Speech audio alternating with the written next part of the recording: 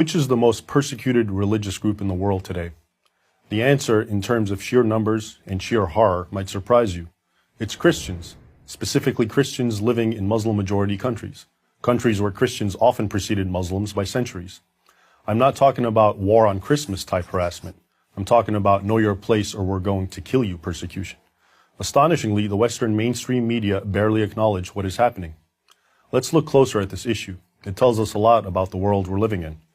100 years ago, 20% of North Africa and the Middle East, the birthplace of Christianity, was Christian. Today, Christians make up 4% of the population. Much of that decline has occurred in the last decade. In essence, Muslims are rendering North Africa and the Middle East free of Christians. Take Egypt, for example, my ancestral homeland. In just the past 2 years, tens of thousands of Christian Copts have left Egypt. And many others want to leave, but they simply cannot afford to. Why they want to leave is no mystery. On New Year's Day, 2011, the Two Saints Church in Alexandria was bombed, leaving 23 Copts dead and 97 injured. In recent years, dozens of Coptic churches have been attacked, many burned to the ground. In August 2013 alone, the Muslim Brotherhood and its supporters attacked and destroyed some 80 churches. Unfortunately, Egypt is more the rule than the exception. Hundreds of Nigerian churches have been destroyed in recent years, with especially deadly attacks reserved for Christmas and Easter church services, leaving dozens dead or mutilated. Churches have been bombed or burned in Iraq, Syria, and just about every place in the Middle East where churches still exist, except Israel. Christian businesses have been torched, Christian girls have been kidnapped, sold as child brides or slaves, and had acid thrown in their faces for not being veiled.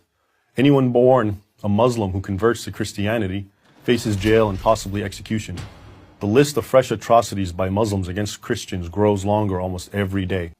Even in Muslim countries often portrayed as moderate, Morocco, Indonesia, Malaysia, Kazakhstan, Uzbekistan, Christian minorities are under legal pressure not to build churches or evangelize. The Christians in these Muslim countries are often identical to their co-citizens in race, ethnicity, national identity, culture, and language. There is no political dispute between the Christians and Muslims, no land dispute. Vastly outnumbered and politically marginalized, these Christians simply wish to worship in peace. Instead, they are hounded and attacked. So then, why is this happening? And why is the media making so little mention of it? The first question is easy to answer. Christians are being persecuted in Muslim countries because they're Christians, or as the Quran puts it, infidels. That is, non-Muslims who are regarded by many fundamentalist Muslims as inferior. As a fundamentalist interpretation of the holy books of Islam has grown in the last 50 or so years, Christians have suffered, and in recent years they have suffered terribly. I document this in my book, Crucified Again, exposing Islam's new war on Christians. If this were happening to any other group besides Christians, it would be the human rights tragedy of our time. There would be loud worldwide calls for action. But the silence in the mainstream Western media is, as they say, almost deafening. Why? Because Muslim persecution of Christians throws a wrench in the media's narrative that Muslim violence is a product of Muslim grievance. That grievance is, first and foremost, portrayed as the sin of European colonialism and alleged American imperialism. In the Muslim world's mind, those two sins are personified by the Jewish state of Israel, a nation the Muslim world believes was forced upon it by the colonial powers of Europe following World War II and is currently supported by the United States. Much of the Western world and the Western media have largely bought at least some of this narrative. Here's how it works.